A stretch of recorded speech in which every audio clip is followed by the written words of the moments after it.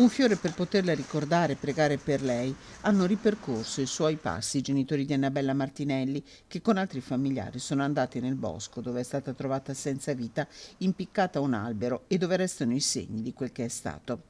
Una famiglia che sceglie ancora una volta il silenzio. Se gli alberi hanno protetto il corpo della studentessa, sarà l'autopsia a dare le risposte alla procura, che sulla sua scomparsa ha aperto un fascicolo per sequestro di persona. L'esame si svolgerà martedì nel laboratorio di medicina legale dell'Università di Padova ed esami potrebbero essere eseguiti anche sui resti delle pizze acquistate da Annabella. A ritrovarla una signora a passeggio con il suo cane in una zona del bosco conosciuta solo a chi abita qui. In questa zona le ricerche non erano arrivate. Così in maniera approfondita no. Al momento non stiamo propendendo assolutamente per l'ipotesi suicidiaria. Ecco, quindi poi vediamo se dall'autopsia emerge qualche cosa, ma insomma questa è l'ipotesi.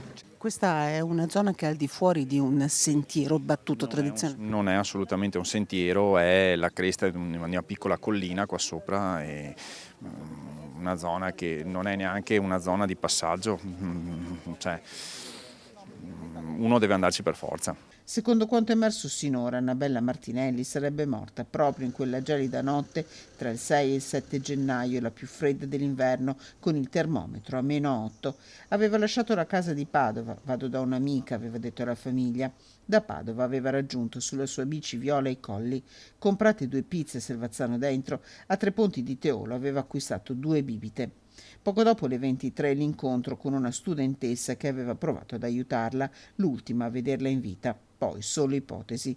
Il 7 gennaio la denuncia della famiglia, scatta il piano per la ricerca di persone scomparse, una mobilitazione imponente su un territorio vastissimo, 33 km quadrati di colline e boschi, che finisce nel modo più tragico con il gruppo elettrogeno dei vigili del fuoco a illuminare il bosco per permettere il lavoro degli investigatori. È finita nella maniera che pensavamo non dovesse finire, perché gli sforzi sono stati importanti e sono stati tanti sforzi di tanti volontari, di tante persone per cercare di trovarla e di trovarla viva, perché pensavamo tutti di trovarla viva.